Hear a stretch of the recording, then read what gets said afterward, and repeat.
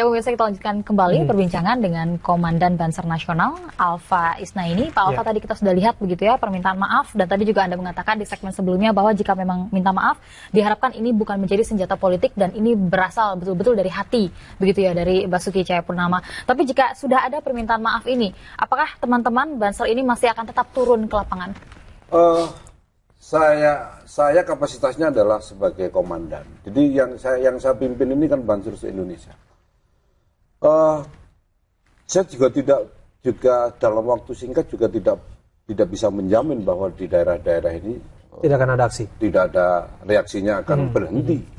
Tetapi setidaknya kita juga ikut sampaikan bahwa ini loh yang diminta sudah minta maaf. Dalam tanda kutip masih ada sesuatu dari saya bahwa minta maafnya ini harus diuji gitu loh. Kalau minta maafnya dalam rangka mereda akan politik lagi, bukan dari jiwa kan. Tapi saya memandang tadi kan kalau dipandang tersinggung berarti kan bukan berangkat dari diri Pak Ahok.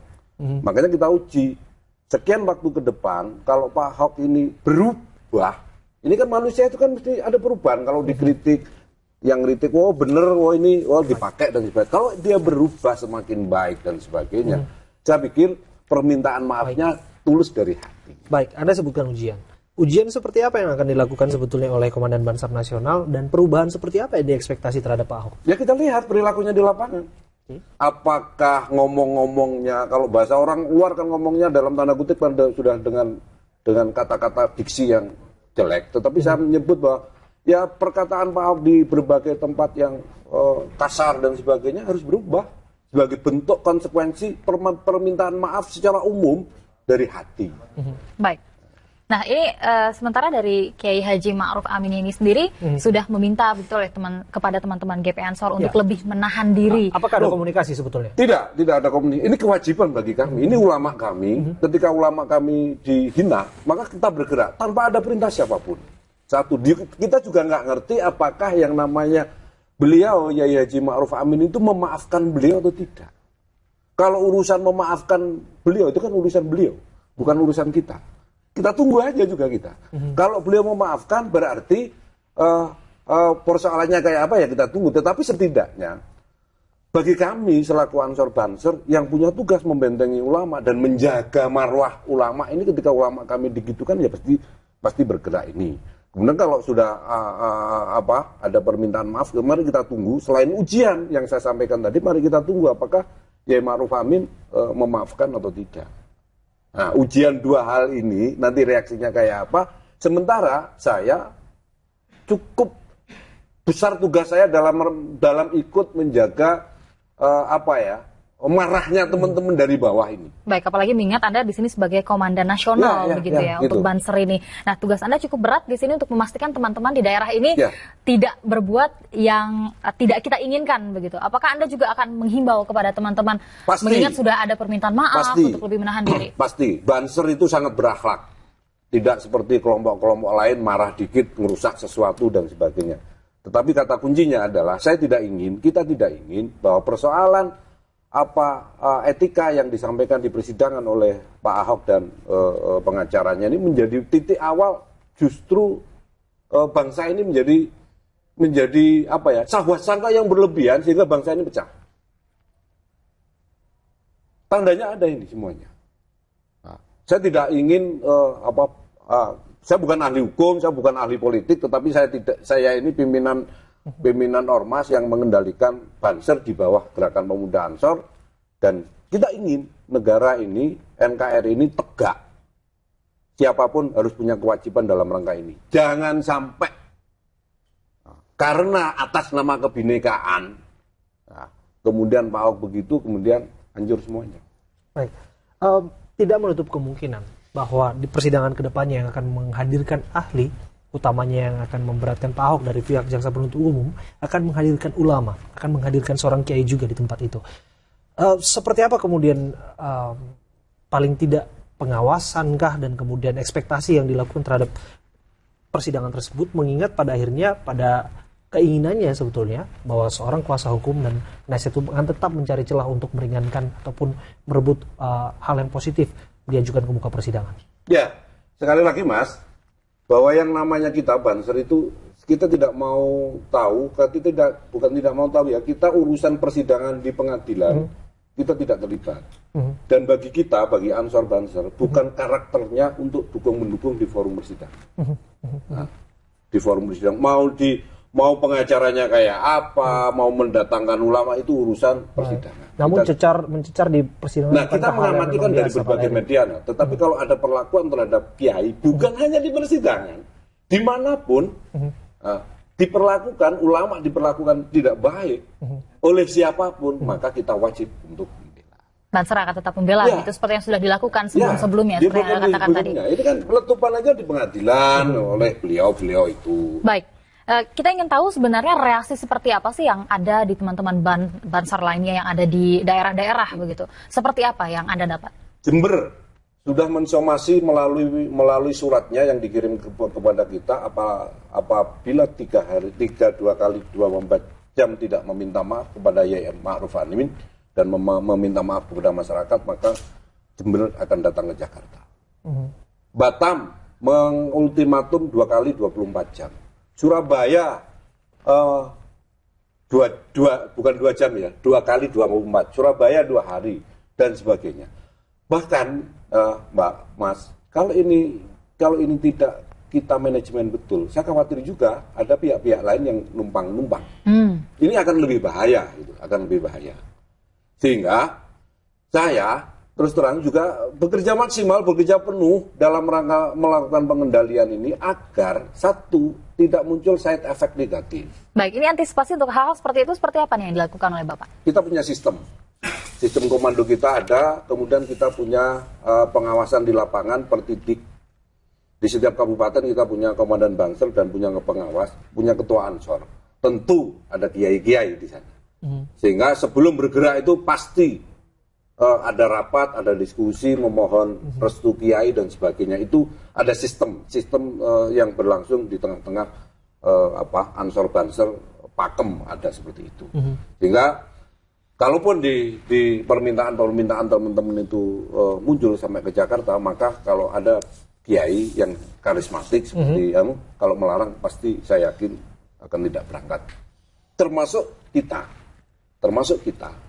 selaku pimpinan nasional juga berupaya penuh bisa menyampaikan logika bahwa keadaan Jakarta itu kayak apa. Baik, walaupun tadi Anda mengatakan begitu ya bahwa Anda tidak begitu memperhatikan apa yang terjadi di persidangan dan kedepannya juga tidak begitu memperdulikan apa yang terjadi di persidangan selama ada ulama yang direndahkan atau diperlakukan tidak layak, Anda akan bertindak. Tapi apa yang Anda harapkan bagi Ahok dan juga kuasa hukumnya untuk di persidangan selanjutnya terhadap saksi-saksi yang mungkin nanti akan dihadirkan? Saya berharap permintaan maaf itu tidak politis.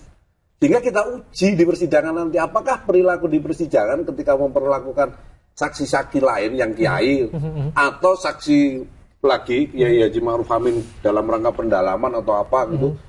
Dengan perkataan-perkataan kayak apa kita tunggu. Kalau bahasanya tetap sama, berarti ya politis permintaan. Oke, saya lebih ke detail. Berarti penggunaan bahasa, diksinya saja, atau karena pada akhirnya saya pikir di persidangan cecar-mencecar adalah hal yang lumrah dilakukan. Namun pada akhirnya pilihan bahasa, nah itu yang menjadi hal yang diwanti-wanti. Ya, sekasar cecar-mencecar apapun yang lumrah pasti itu punya etika.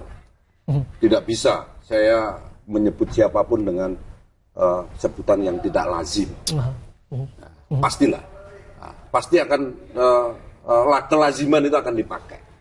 Nah, kalau itu tidak muncul kelaziman yang dimiliki oleh banyak pihak, yang dihayati oleh banyak pihak, berarti ya permintaan maaf itu cuman politis. Baik. Jadi Anda dan juga pihak Anda meminta agar Ahok dan pihak kuasa hukumnya juga nanti berubah menyampaikan pertanyaan-pertanyaan ini lebih santun, lebih elegan dan lebih baik begitu ya. Penggunaan bahasa dan penggunaan pilihan kata begitu. Terima kasih Pak Alfa Isnaini yang merupakan Komandan Banser Nasional sudah berbincang bersama kami di iNews Petang, dan pemirsa perbincangan kami tadi sekaligus mengakhiri jumpa kita dalam iNews Petang pada petang hari ini. Jangan kemana-mana, tetaplah bersama kami untuk mengikuti program kami selanjutnya. Saya Abraham Silaban. Dan saya Yusri Nisa, terima kasih dan selamat malam. Inilah news update, saya Luisa Kusnandar. Kuasa hukum Basuki Cahayapurnama, Humphrey Jemat, menegaskan tidak akan melaporkan Ketua MUI, Ma'ruf Amin, yang memberikan kesaksian pada sidang ke-8 kemarin. Namun Humphrey tetap akan melaporkan 12 saksi lainnya. Kuasa hukum Ahok, Humphrey Jemat, menegaskan tidak akan melaporkan Ketua MUI Ma'ruf Amin yang telah memberikan kesaksian pada sidang ke-8 perkara penodaan agama di Pengadilan Negeri Jakarta Utara Selasa kemarin.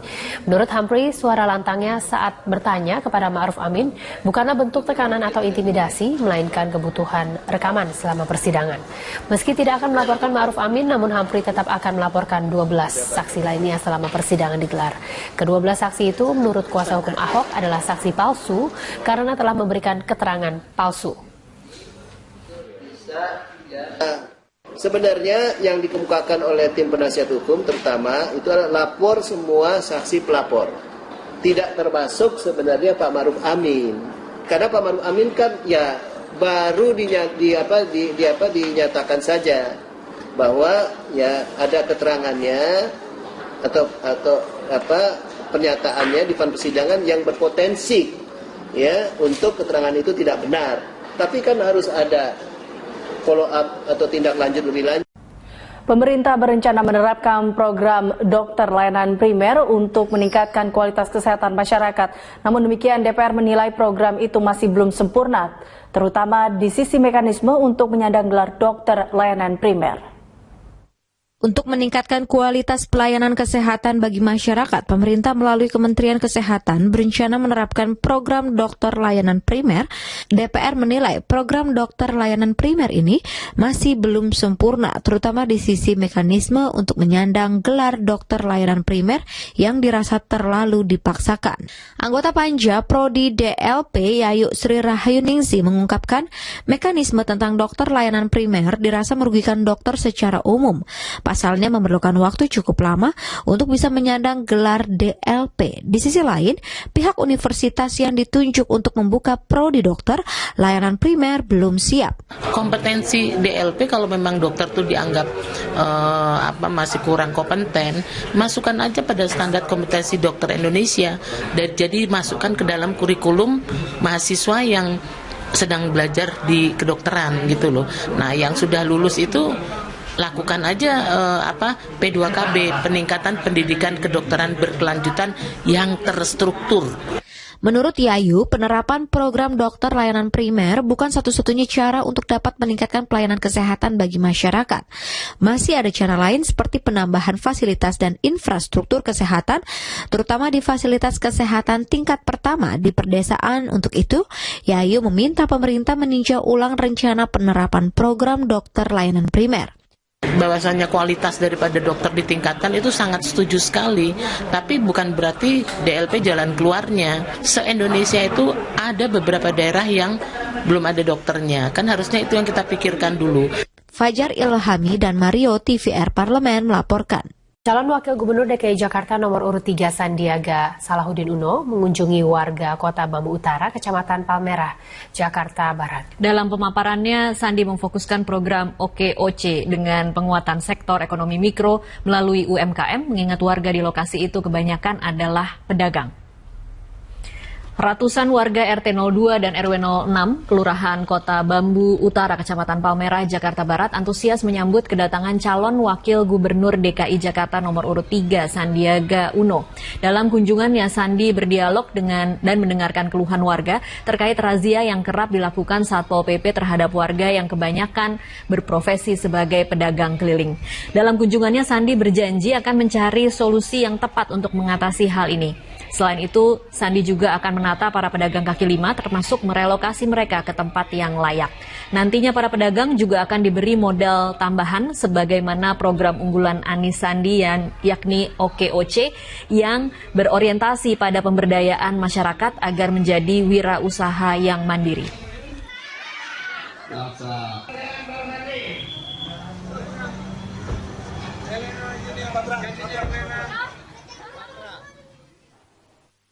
Jadi nanti kita akan pikirkan bagaimana rekayasa lalu lintasnya, bagaimana mengatasi nanti mungkin masalah keterlibatan masyarakat dikombinasikan dengan pola kebijakan yang lebih berpihak kepada pedagang kecil dan UMKM karena mereka di sini menyerap begitu banyak lapangan. Tim seleksi anggota KPU dan Bawaslu menyerahkan 14 nama calon anggota KPU serta 10 nama calon anggota Bawaslu RI kepada Presiden Joko Widodo di Istana Kepresidenan Jakarta.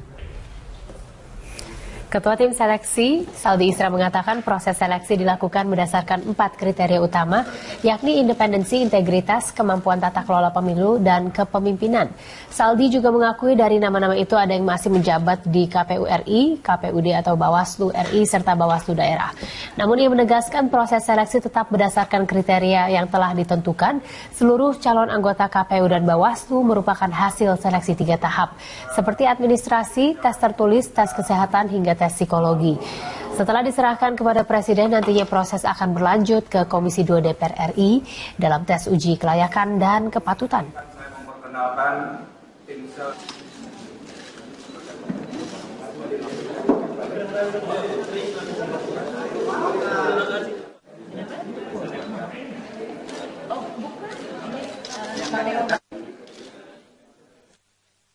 Calon anggota Bawaslu kita lakukan tahap ketiga atau tahap akhir di tim seleksi. Itu nanti menghasilkan 14 calon yang sudah kami serahkan ke Presiden untuk calon anggota KPU dan 10 calon untuk Bawaslu RI yang sudah juga kami serahkan ke Presiden. Nah, jadi kami segera akan membacakan nama-nama yang lolos. Bagaimana kami menilai sesuai dengan ketentuan undang-undang? Kita menilai secara komprehensif dari 4 kriteria utama. Apa kriteria utama itu? Pertama, independensi calon, integritas calon, kemampuan, tentu kemampuan ini dalam soal tata kelola pemilu, yang keempat soal kepemimpinan.